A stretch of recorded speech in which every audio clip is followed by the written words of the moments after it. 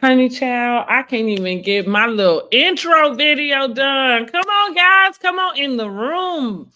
I'm gonna need y'all to make sure y'all are subscribed to my page, like this video, and share it. Okay.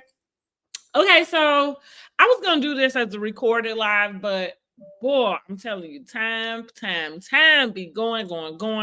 So I didn't get a chance to record it, and it got close to time. I'm like, okay, fine, I'm gonna just do it live because this is the time that I wanted to present it live. Now, let me just make sure I make it plain and clear.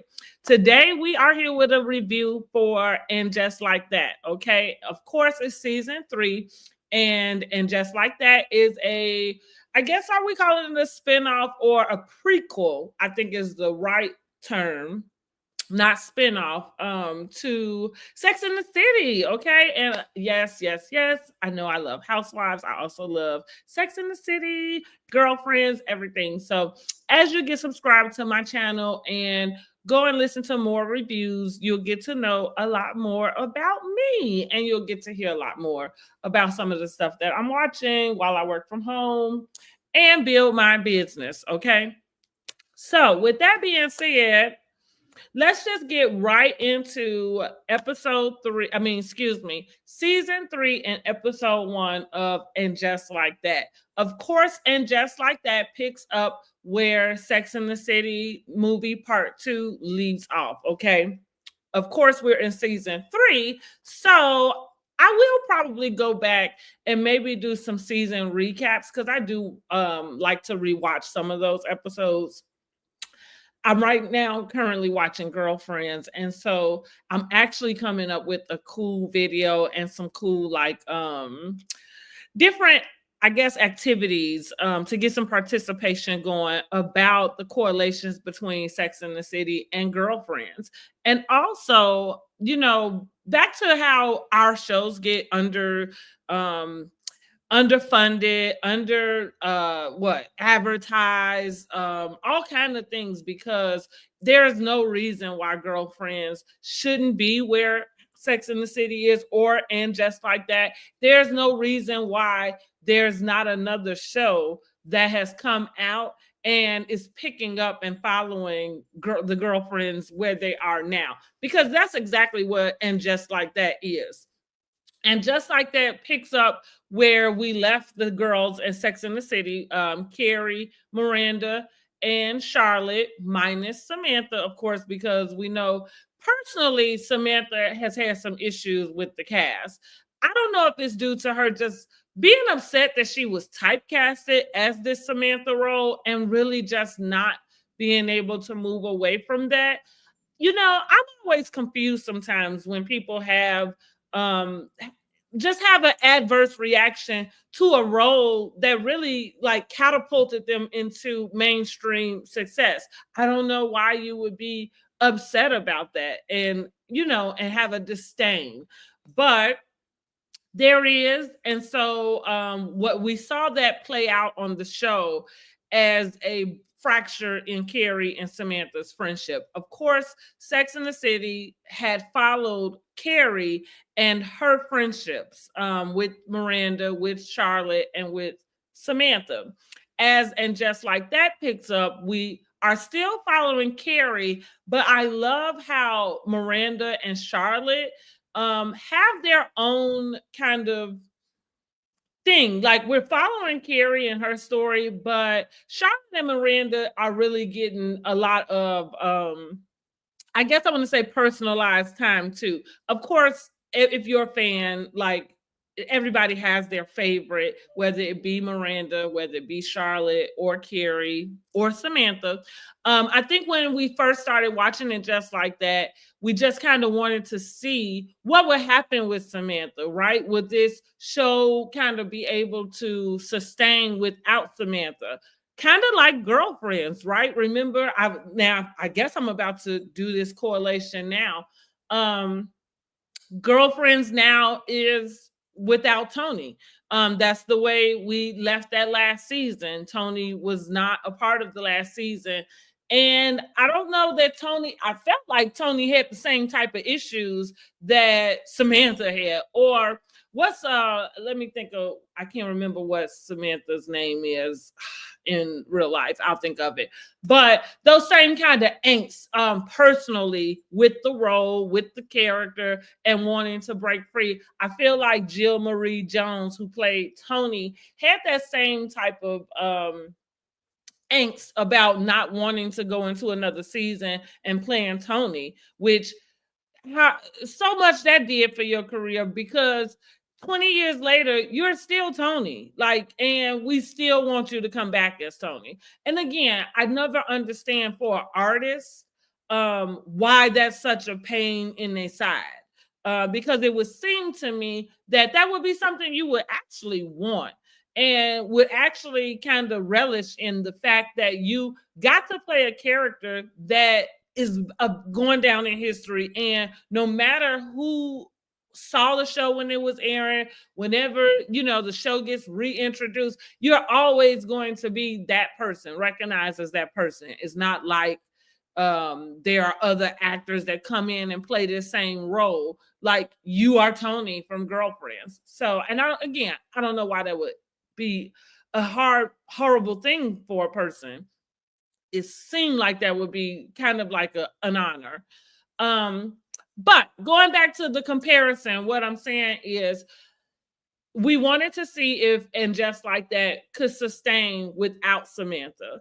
And without it being the four girls, because of course that's what Sex and the City had been built around, much like Girlfriends being built around the four girls. We did get the season with the three girls, but I'm saying they can come back with the three. Again, I'm not sure why we don't have a prequel to Girlfriends. I don't know why we are focused on getting like an ending. We can get an ending with a prequel. Somebody needs to pick it up. That's basically what I'm getting to. Because And Just Like That is doing fine. And I think Girlfriend has a fan base that if somebody picked up a prequel and got those girls on board, we would watch that show. Like, I'm dying for Girlfriends. And I can't believe the creator or the producer, what's her name? Brock, I don't remember that lady. Mari Brock Akil. She's asking for like $50 million. Now, I don't know what it takes to make And Just Like That. All I'm saying is, girl, film this doggone thing and put it on Tubi so we can get what we waiting on. But that's not here. We're not here to talk about that. We are here to talk about And Just Like That. Oh, Miss Dugan, you here? I can't see your comments for some reason. Let me post. I'm gonna just post and maybe that's because I need to be able to do my subscription. Anyway, okay, so we jumping right into the episode. And Just Like That, season 3, episode 1. I think the name is Everything Is Fine. Let me go back and look really quick. Outlook is Good. That's what it is, the name of the episode. Outlook is Good. We happy for that, right? Okay, so basically, Carrie is moving. Oh my God. After all of this time, Carrie has been in that like historical brownstone. And it's so funny. I saw an Instagram post last night where I guess visitors who go to New York go find this brownstone and take pictures and do whatever.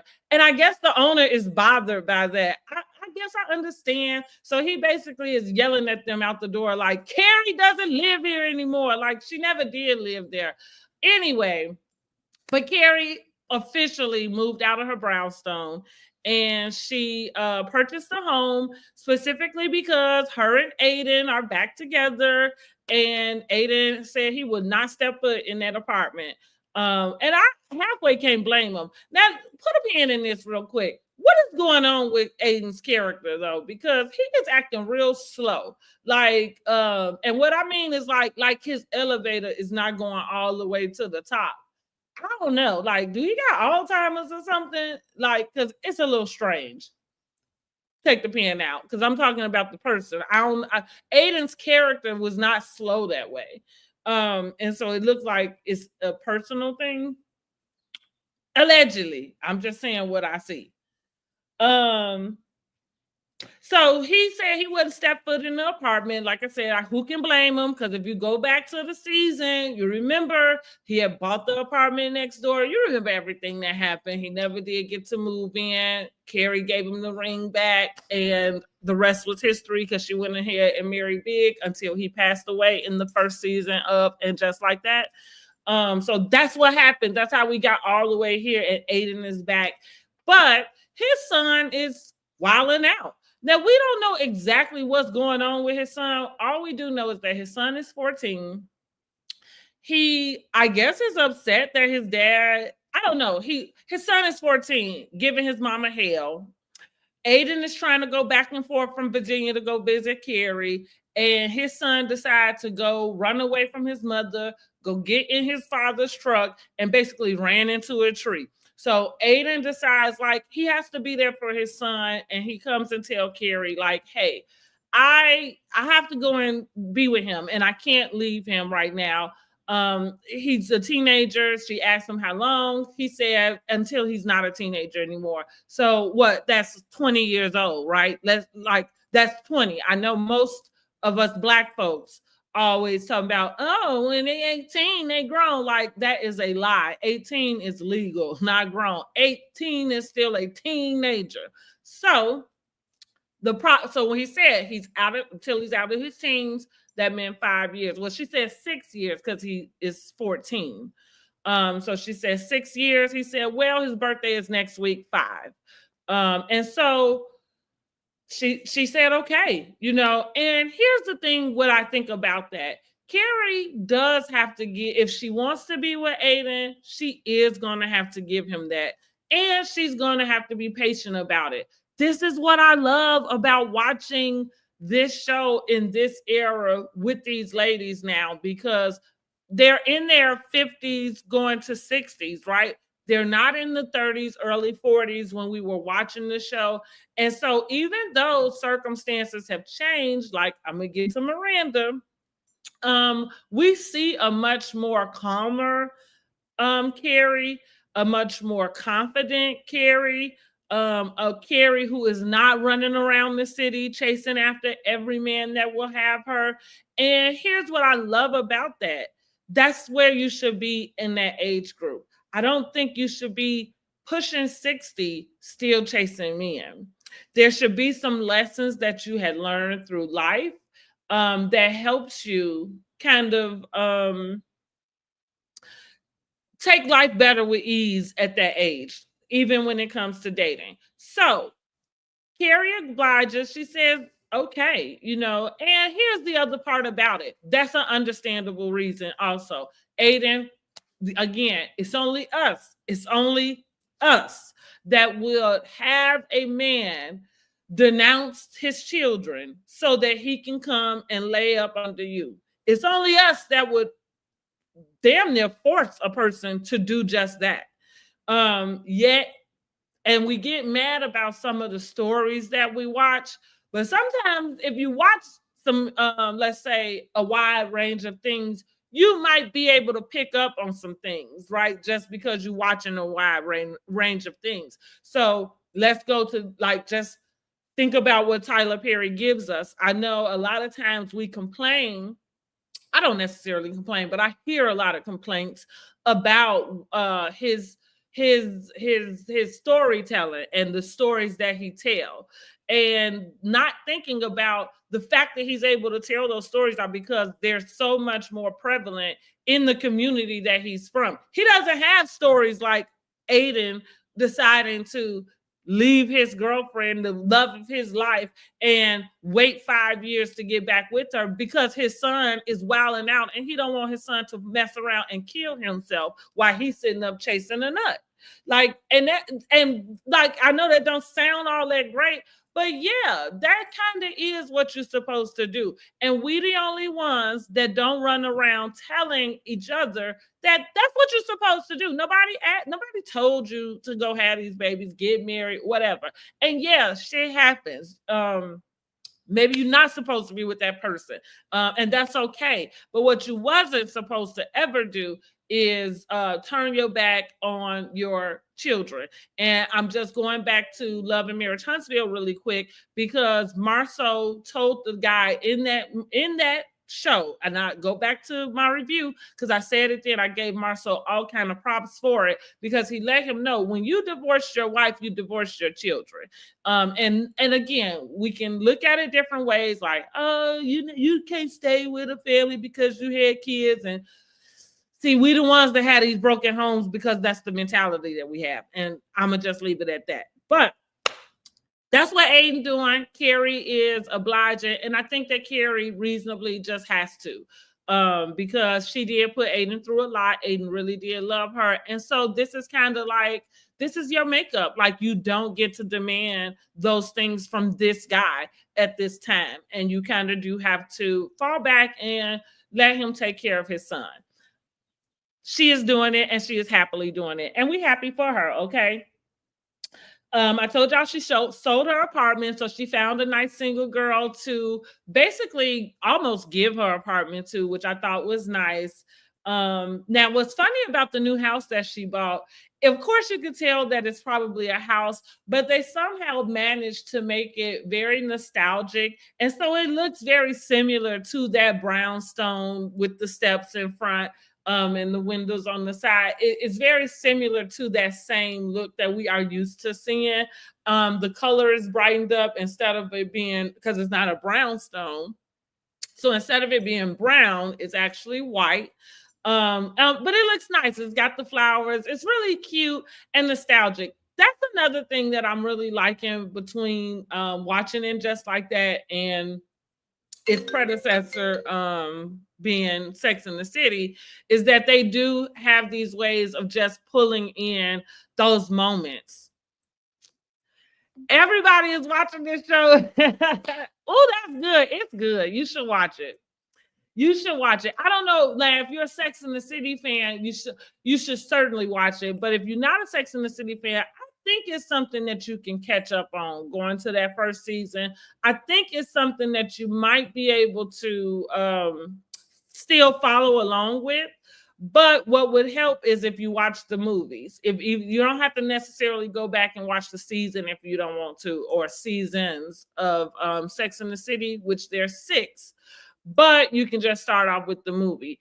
I don't know. I would say go all in and just go to the series, watch that, and then watch the movies, because actually it's all a story. And that's what I was going about Girlfriends. Like, I don't know why we can't get that for Girlfriends. Like, it should actually be the same, because in actuality, Girlfriends is nothing but the Black version of Sex in the City when it all boiled down to it.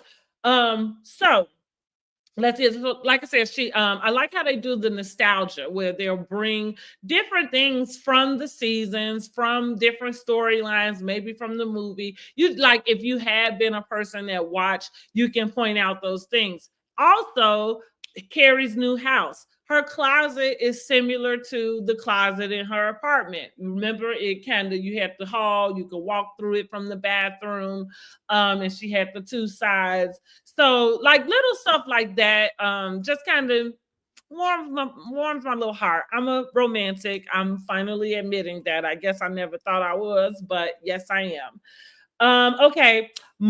Charlotte is back working at the art gallery. So remember, Charlotte had got married to Harry. She adopted a baby. Then she was able to have a baby. Of course, they are teenagers now, much like Miranda's son is a teenager also. And Charlotte is back working at an art gallery. And Charlotte gets drunk at the art gallery, which is so funny. But this was her way of letting her kids know, like, hey, y'all do not need me as much as y'all act like you do. And this is my job now. It's not just y'all. You're going to give me my own space. Big ups to Charlotte for doing that. Miranda is dating women now. Okay, so let's talk about Miranda. Miranda in real life is married to a woman.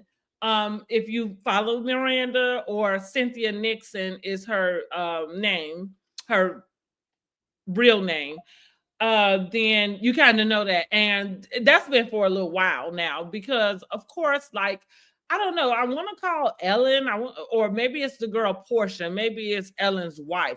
But much like other people, they have been married prior to babies. And then I guess once it just became a little bit more acceptable, or maybe just people got uncomfortable living a different life than what they were supposed to, she came out as a lesbian. And so she's been fighting for lesbian rights and women's rights and everything out in New York. So the great thing with bringing And Just Like That back, and with Miranda, is her life gets to kind of mirror some of her real life. So her and Steve have gotten a divorce. Brady is living with Steve in a loft, and Miranda is staying in the Airbnb, which she had been a roomie with Dr. Nyla, but I guess Dr. Nyla is not coming back this season. I think she got a new position. I didn't realize that position was going to take her away, but I guess that's the way that they explain her not coming back. Of course, maybe it's too many Black people, because she was Black in addition to Lisa, which is Nicole Ari Parker's character.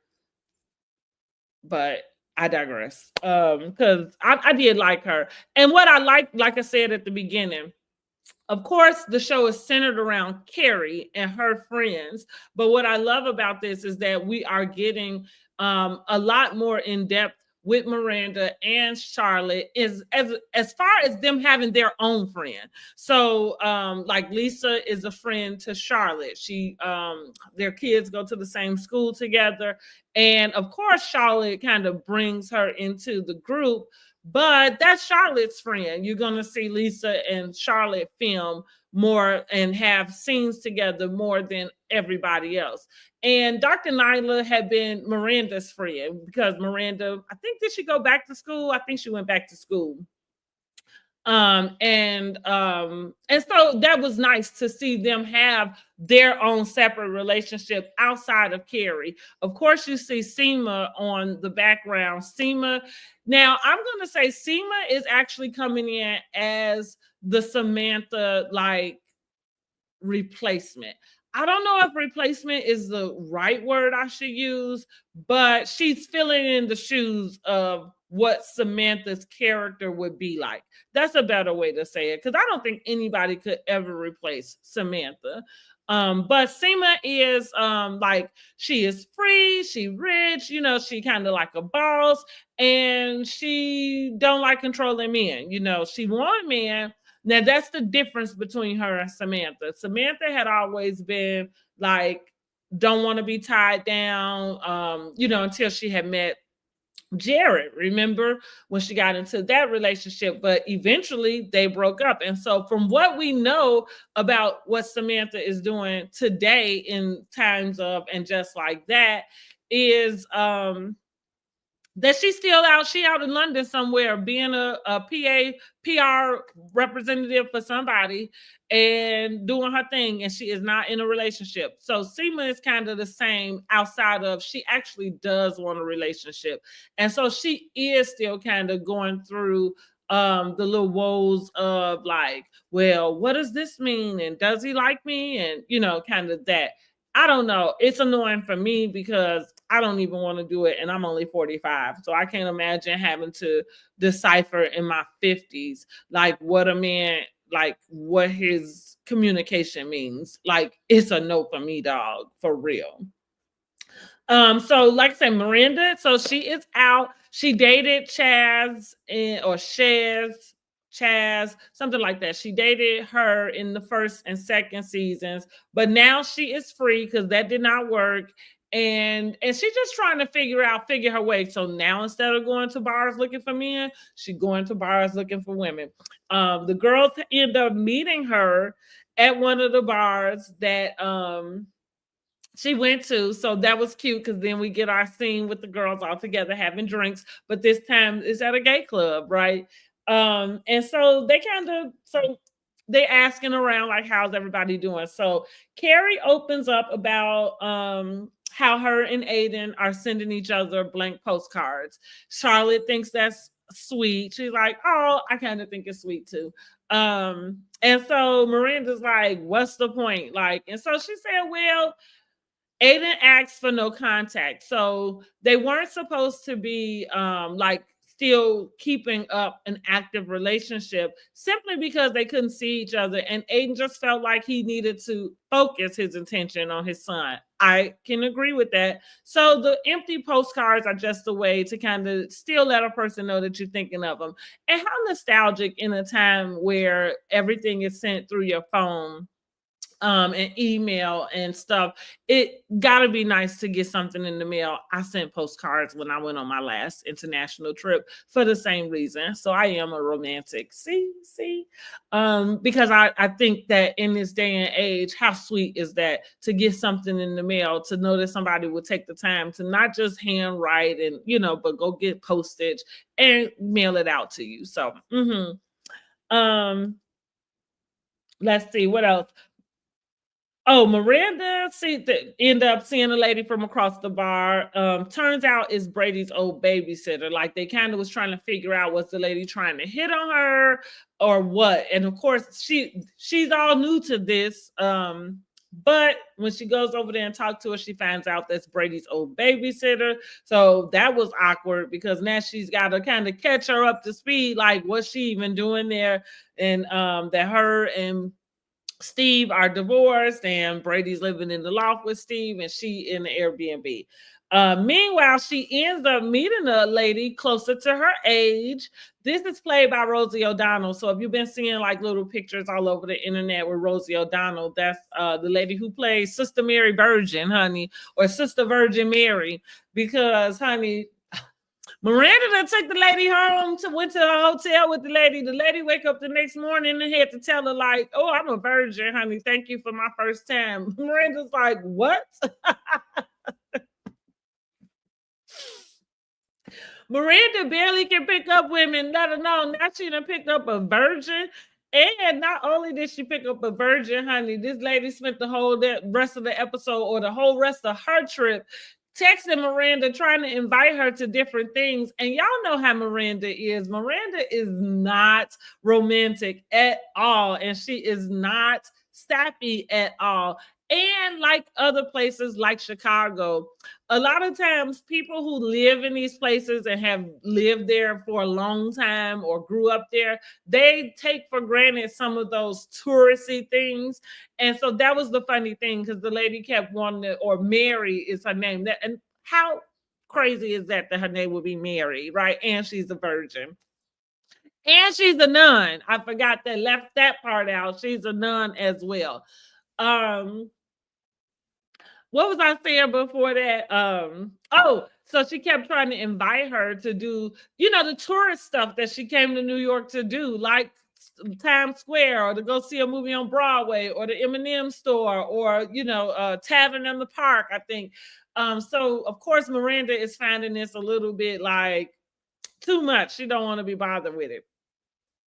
But she don't know how to ghost the lady, which, tell me, anybody is in the dating, because I'm dating right now, and ghosting is really, I don't know. I feel like I've ghosted a couple people, even though I didn't technically mean to.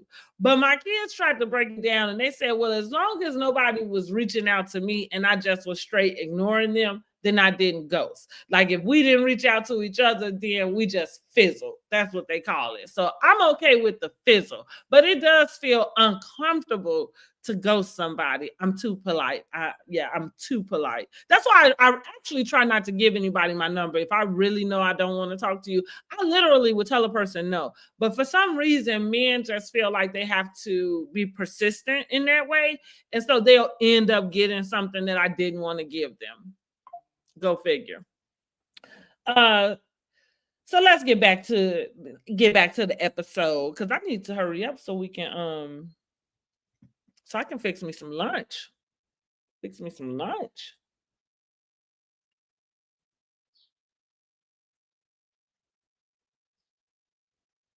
Okay, so Seema, we're gonna check in with Seema. Seema found her a guy, a businessman. He's a director, but he had to go to Egypt for 5 months. That's where we left off at the end of season 2. And so now we see her like now she getting antsy because she hasn't been able to see her, and we see her having a hard time even trying to do like a FaceTime. She want to do a sexy FaceTime with her man, and she goes to call him, and his assistant pick up while she's laid across the bed in her lingerie. So she like, you know what? She tired of this. So she ends up giving him an ultimatum. I think he was in Egypt doing some filming, but somehow she gave him an ultimatum like, look, you need to get here or it's over. And I guess the man came. However, not before she get off the line with his assistant, lights up a cigarette, falls asleep, and end up burning her damn mattress. Thank God she didn't die in there. Okay. Um, Oh, I did say Miranda ends up taking a woman home from the bar. She happens to be a nun and a virgin, okay, at the same time. Charlotte's dog gets accosted, gets accused of assaulting another dog in the dog park. And you know, Charlotte is not having this for her Richard Burton, honey. She is like, this lady is lost her man, but she trying to get down to the bottom of it. Seema and Carrie go for a walk. I think Seema has officially taken the role of Samantha. I'm reading off my notes, guys. So they discussed men problems or their men problems where Carrie isn't having any men problems. But the fact that Aiden has to be gone for 5 years, everybody's kind of wanting to question her, like, that's not bothering you.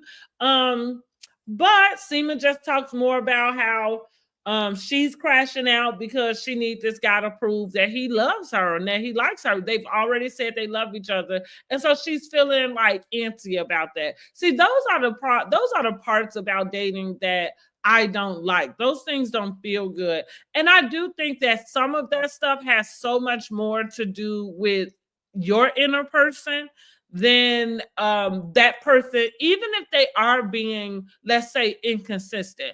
I don't think a guy who told you he's a director that has to go to Egypt to film is being inconsistent. But I think that, like, right, if you're dating somebody and those are the circumstances and something is making you feel uneasy about it, it could be just what you need.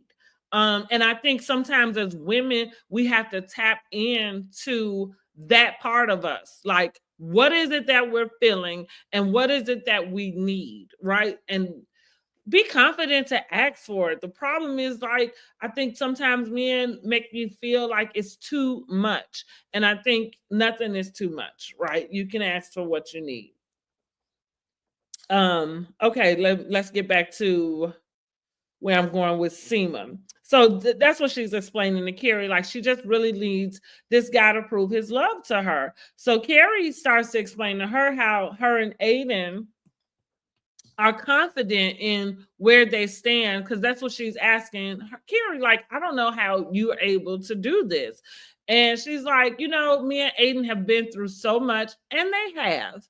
That, and when we say so much, like, because let's be clear, this is the trajectory of Carrie and Aiden, right? Remember, they got together. Of course, it was after Big. We all was done with Big, we thought. And Aiden came in. He was not afraid to commit. He wanted to get married. He wanted to move in. Like, all of this stuff that Carrie was always asking for and waiting for, Aiden was just ready to give it to her. I mean, after they got back together, after she cheated on him with Mr. Big, after all that happened, I forgot that happened, right? So they get back together, and Aiden is like, come on, let's get married. He asks Carrie to marry him, which she couldn't get Big to barely give her a key or a toothbrush, right? And she says yes to Aiden. Aiden then buys the apartment next door because they're going to combine those two apartments and make their place bigger. Even better, because nobody was asking Carrie to leave her place, right? But Carrie decided and realized when she went to go try on a wedding dress, she broke out into hives all over her body. And so she realized that she really didn't want to get married to Aiden.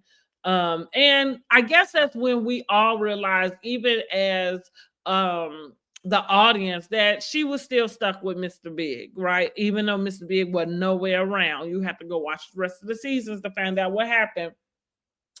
So with that being said, she like her and Aiden been through that long thing, and for them to come together now in Sex and the City, the movie part 2, the girls go to Abu Dhabi, and while they're in Abu Dhabi, Carrie runs into Aiden. Now, what's strange is, so the time frames are what they are, because I think they go out to dinner while they were in Abu Dhabi, and Aiden and Carrie kiss. But that was it. They get a kiss.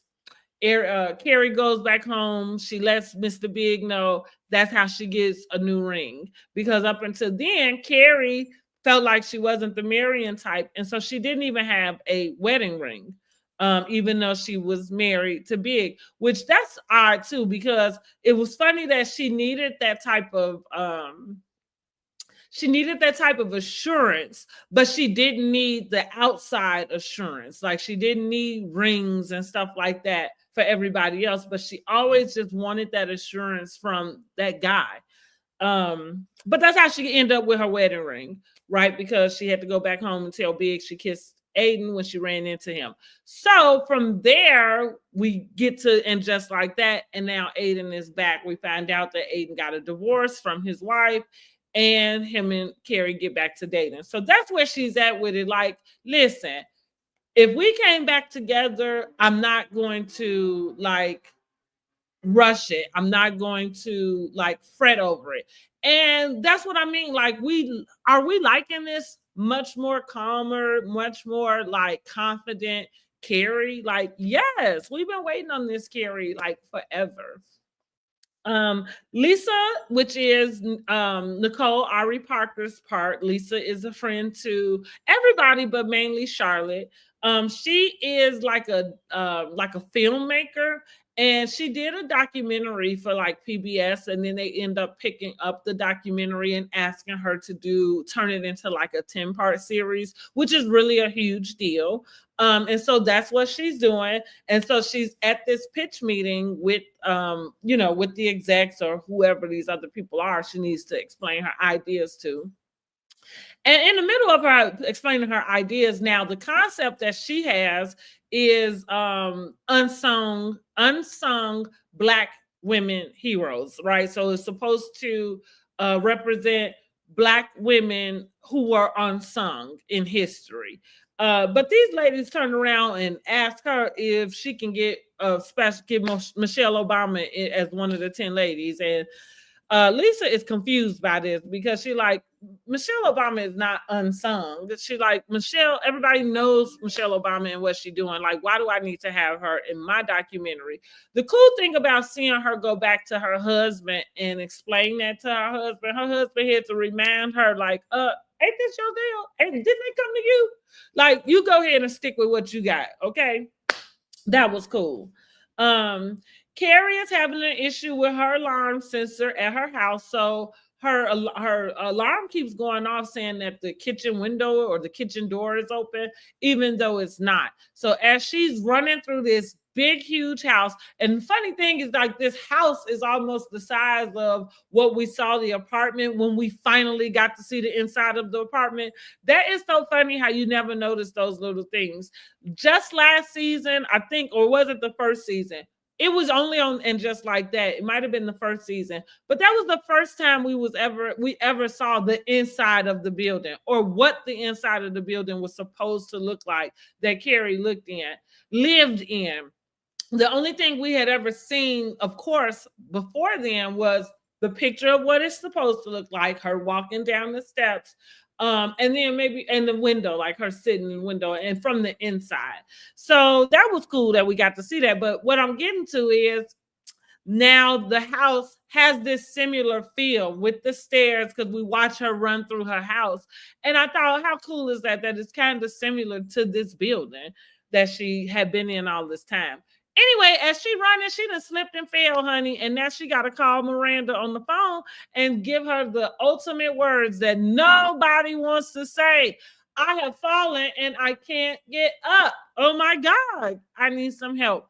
Now, this was nostalgic because do y'all remember when Aiden had to go get Miranda off the bathroom floor because Miranda pulled like a neck muscle or something, and she like had a spasm and she couldn't move, and so Carrie had a meeting at Vogue, so she sent Aiden, like Miranda called Carrie, and Carrie's like, oh my God, I gotta get to my meeting. So Aiden went over to Miranda's house, and Miranda was laid out naked on the bathroom floor. He had to pick Miranda up and take her to the doctor.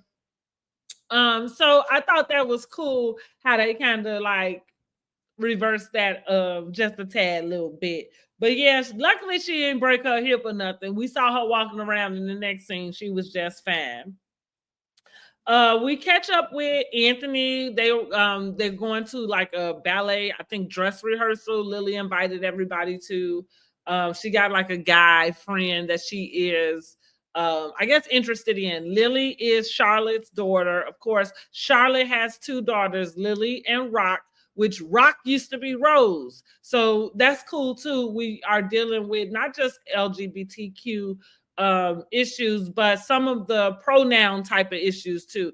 I like sometimes when art imitates life because it can kind of give a little bit of understanding to something that might have seemed not so understanding. So like watching the show and knowing that they have non-binary characters, that's what they're called when they want to be called they. Um, that's what Rock is. And so it's cool to see Charlotte accept and address them as what they would like to be referred to. Okay. So everybody goes to this ballet dress rehearsal. Anthony is dating one of his I don't know, do the guy still work for him? Yeah, I think the guy does still work for him. But he had hired the guy as a delivery person. He liked him. They started dating. He's a younger guy. Of course, Stanley is supposed to be over in, oh, no, last season in season 2, Stanley decided he was going to become a monk. We know that Stanley has passed away in real life, but they have not killed his character off. And I guess maybe because he's just a staple of Sex in the City. So they just kind of want him to quietly just be somewhere. And so that place is in China, Thailand, wherever the monks are, that's where he is. Charlotte has to take, so everybody goes to the ballet, like I say, except for Charlotte, because Charlotte, her dog walker quit, right? Because I think he felt like he was responsible for being blamed about the dog not being on the leash, even though the dog was on the leash. So Charlotte now has to go find like a dog sitter for the dog. She takes the dog to the dog sitter. Honey, the dog sitter got the other dog they didn't have the problem with. So Charlotte can't take the baby, can't leave the dog at the dog sitter. She finally does. So we get back to see Aiden and Carrie catch up. So here we go with Anthony trying to question Carrie, about, because he's asking Carrie about Aiden. And so Carrie's like, well, he's out of town. And Anthony's like, well, for how long? When he's coming back? And Carrie's like, well, I don't know. I guess she didn't really want to tell somebody like, well, we decided to be apart for 5 years. I don't know. Or maybe it's just Anthony she's not telling that to. But that's what she answered. She said, I don't know. He said, well, what do you mean you don't know? Like, how's the man out of town, but you don't know how long he's going to be? Like, what is going on? Carrie kind of snaps at him, tells him, he said, you know what I love about the ballet? There's no words. Basically telling him to shut the F up. He called it because he asked his boyfriend when she walked away, like, did she seem a little upset? Or he said, underneath, a little upset. He said, I don't think that was underneath at all, baby. She was telling you, mind your business. So that was nice. I think him and his new boyfriend are really cool because if you remember Anthony, Anthony is very a lot superficial, maybe rude, and so his new boyfriend seems to be sensitive and kind of just opening up his mind a lot. Kind of like what Stanley was for Anthony, right? Because we never thought Stanley and Anthony would be together, but there they were. And I think it softens Anthony a lot. Let's see. Aiden calls Carrie. Okay, so remember we said they weren't supposed to be having communication. So Aiden does call Carrie. He had drank about 3 beers. Turns out he feeling himself. Okay, he in the truck in the yard somewhere, and this was cringy for me. And again, I think it's because it's Aiden. I don't know, and it just seemed like weird. But he basically is trying to have phone sex with Carrie, and he is doing it so like I don't know. He like I don't know. It was just weird and cringy for me. They actually should have probably left that scene out. Anyway, he ends as he trying to hurry up and get his pants down so he can touch himself. He didn't let the horn go off and scared himself because he halfway drunk off 3 beers. And basically, the mood is all effed up on Carrie's side because she literally is just in the bed doing what you asked her to do. So I guess now she was there, but now you done threw the mood all off, and now he want to hurry up and hop back to it. So Carrie just gone ahead and let him, do what he needs to do and said what he needed to hear so he can go ahead and finish the job that he called to get done, while she just said, okay, yeah, because of course, you touching yourself, and she like, yeah, while she in the bed, like, not really, but you go ahead and do your thing, mister. Yeah, like I said, that was cringy for me. I didn't like that scene. Miranda feels like she being stalked by her one night stand. That is not a one night stand because, like I told y'all in the early part of this, Sister Mary Virgin keeps texting her and inviting her to different places, and she is cringing because she's like, "Oh my god, I haven't been to these places like ever, and now you want me to come and go on a date with you." Seema gets her man to come and visit as she demanded.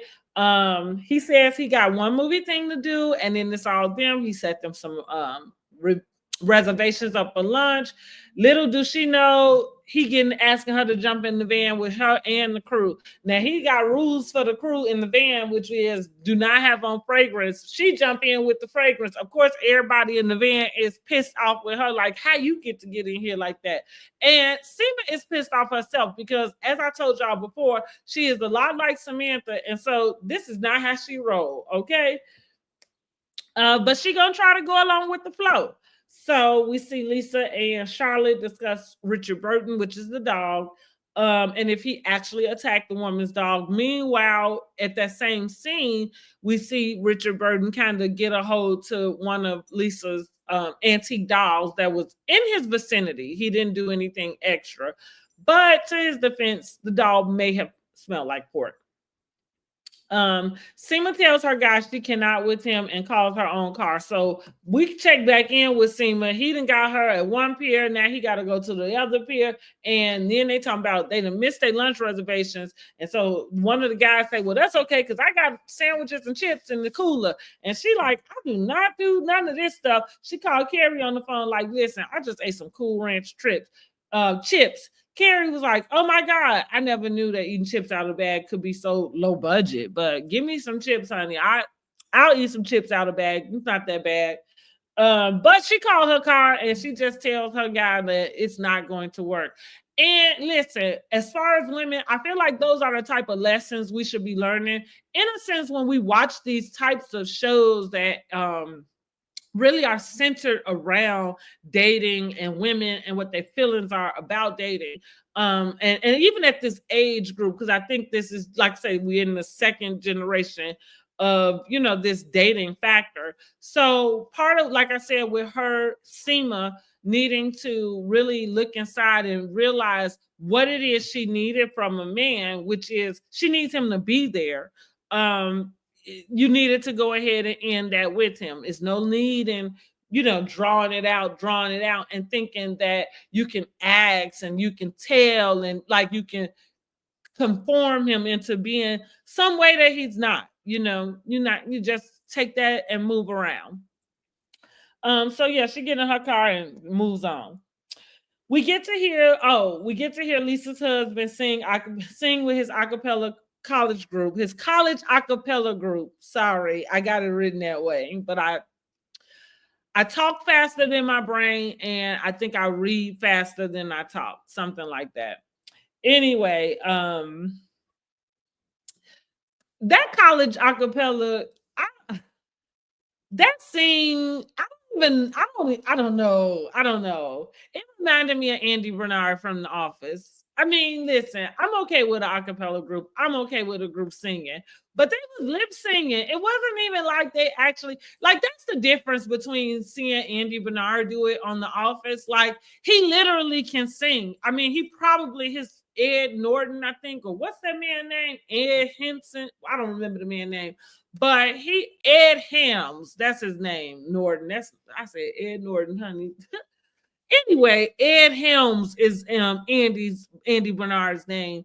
And what I'm saying is that he probably literally did was in an a cappella group like in his real life. Because when he sings, he sings. But these people had an a cappella group that they was all lip syncing to. It was weird and cringy, and don't ever do that again. I don't know why it was that we needed to have that in. I'm not sure, but I'm not sure. Harry was excited for it though. Harry was excited. Miranda decides to go ahead and meet Sister Virgin Mary in Times Square like she asked, because this lady is so cleanly, she was not going to stop. But I said, now Miranda might be dating women, but she is still not with the mushy stuff. That's a note, right? Mary just thanks Miranda for basically helping her find herself. She kind of told her, like, I always knew this person was inside, like, and basically you helped me find her. I don't really know. I guess it was just maybe this spiritual release for Mary. And thank God for Miranda, because what she didn't want was to have to break her down, like let her down. Carrie calls Aiden now, because remember when he called about the phone sex, she kind of just let him do it and she was not participating. But she felt like she was being dishonest with him about it. So she called him up and she let him know, like, hey, remember when we was doing that? Like, I kind of wasn't there with you. So now she, is kind of trying to reverse the role and let him know, like, hey, now I'm touching myself now, and I'm touching myself where you like to, woo woo. Well, here he is laying in the bed with his son, Wyatt. That's his son's name, Wyatt, the 14-year-old. Now this is where I said, okay, we're gonna need some more backstory, because why are you sleeping in the same bed with this boy? What exactly he doing that you would need to keep an eye on him to that extent at 14?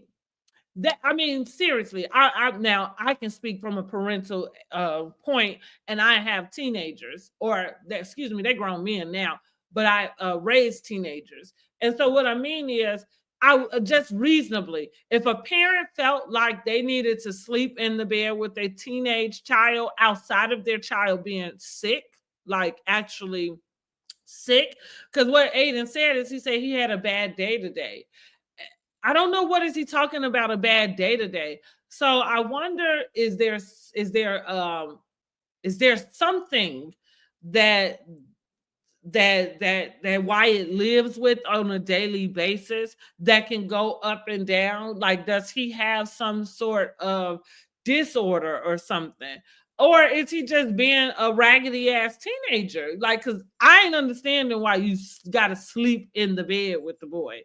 I mean, but do what you got to, Aiden. Do what you got to. So the episode ends with Carrie sitting down, and here we go back to nostalgia. Of course, like we said, she sold the brownstone, she's moved in this house. I just described to you that the house, as she ran through it, is nostalgic to the building that she just moved out of. And then the scene ends, or the episode ends, with her going to open up her laptop. She sits down at her desk, opens up her laptop, and types out the sentence. And then the woman wondered what she had gotten herself into.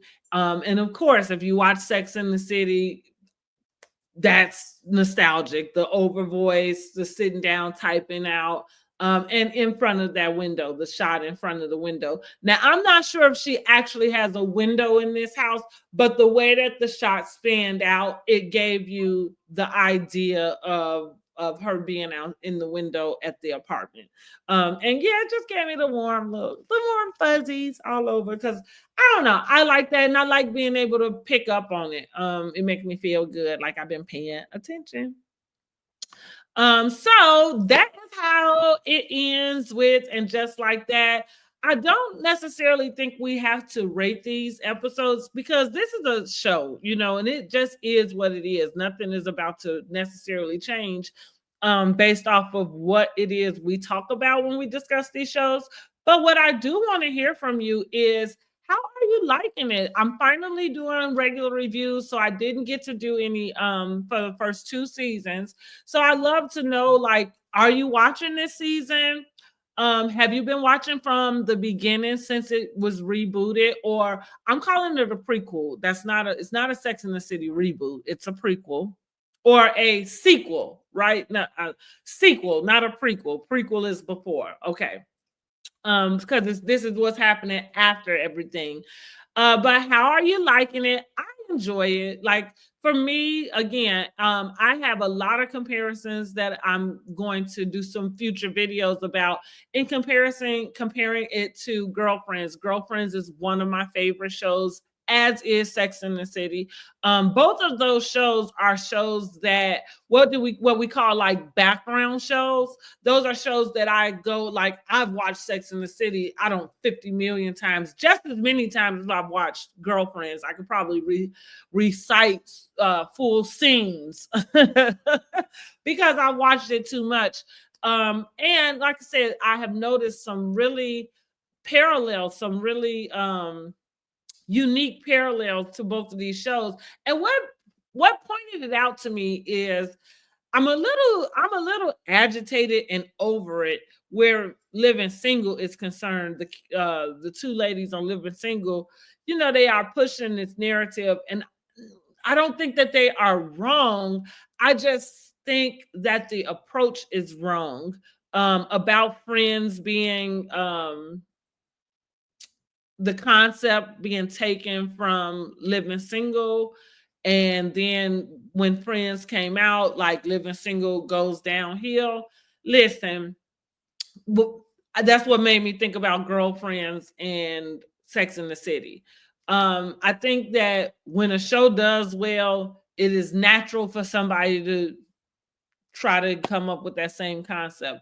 So I'm kind of like, listen, it's a rock and a hard place. Like, we realize that our shows don't get the same money, advertising, attention, any of it that other shows do. And I think sometimes it's okay to just be happy with what you got, but to try to, because I never watched Friends, but I don't think they're similar at all, outside of them being friends that lived in the same building, I think. And I'm not even sure if they all lived in the same building. But that's about it. Like, there was nothing else that, in my opinion, that was so similar. Um, I mean, the two did date and got married. Maybe it was like, so now when I think about it, maybe it was, because it's no different than Girlfriends. And so what brought that up is Sex in the City was out in 98. Girlfriends didn't come out till about 2000 and something. 2000? Exactly, probably 2001. And so to come up with a concept that addresses African Americans, because there's a concept that is doing well on this side, it's not stealing. And I don't think it's unfair. I think that's the way the game goes. I think that's the way the game goes, you know, and favor ain't fair. We already know that. So anyway, so that's what made me start to think about the correlations between the two different shows, and what made me want to actually kind of do more videos that really just talked about it. So maybe I will kind of do season for season, because actually Girlfriends had a couple more seasons than what Sex and the City had, even though they didn't get to finish out a season, right? But they had more seasons than what Sex and the City had. And I don't know if that would be a plus or minus, but they did. And like I say, I don't know why nobody will go and create a finale movie. I don't know why it's taking us so long, but if you ask me, it's probably us that's holding us back from it. I think in today's world, with Tyler Perry and Oprah Winfrey and Lee Daniels and now 50 Cent, and now Tubi, and all of these avenues to be able to create content and to get your content out, unless you're just being bougie with it, we should already have a Girlfriends finale, sequel, follow up, whatever. But let's keep our fingers crossed that we get one. Until then, I am going to be watching And Just Like That. And I will be dropping the reviews for And Just Like That. You can look for that on Fridays. I know that I am doing this review and today is Monday, but this is not going to be the regular time to find And Just Like That. I want you to find And Just Like That on Fridays. Fridays at lunchtime, I should be able to have this video up, the review up. And I'm not sure if we're going to do live or if it will be recorded, but that is why you need to be subscribed to my channel. Hit the bell notification so you can be notified when I upload a new video and when I go live, just in case I go live impromptu.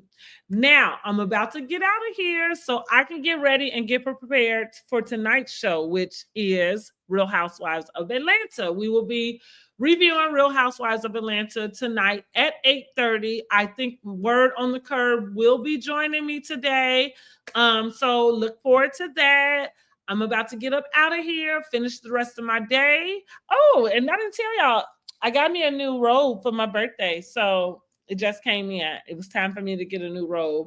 And my birthday is coming up. I like to give myself a little something here and there. So this year, I got myself a new robe and a new nightshirt. I work from home. I lounge a lot during the day. So I like to get some new loungewear.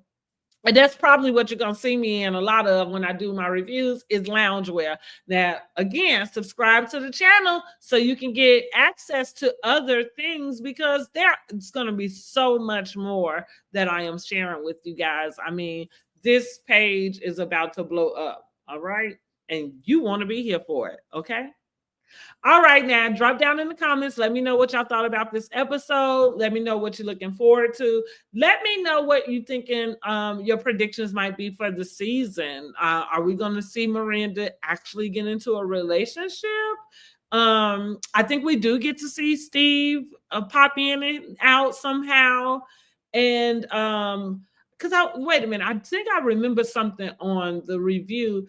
Feels like something is going to happen between Brady, and it's going to cause Steve and Miranda to kind of have to be not together, but to talk about it. So we'll see. And let's see if we find out what the hell really is going on with Aiden's son, because he more than just bad, honey. He act like he got a problem. It sounds like he got a problem to me, like a mental problem or something. But I'm just saying. All right, I'm out of here. See y'all later tonight, 8:30, Real Housewives of Atlanta. Don't forget to subscribe, like this video, and share it with your friends. All right, I'm out. Bye.